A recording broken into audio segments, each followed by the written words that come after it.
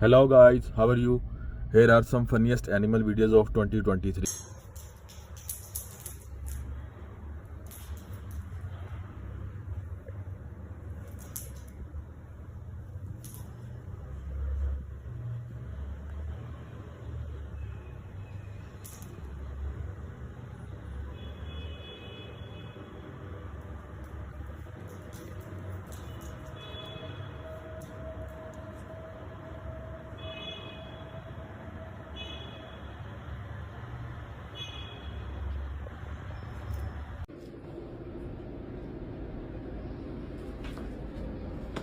Uy, me asusté, creí que se iba a caer.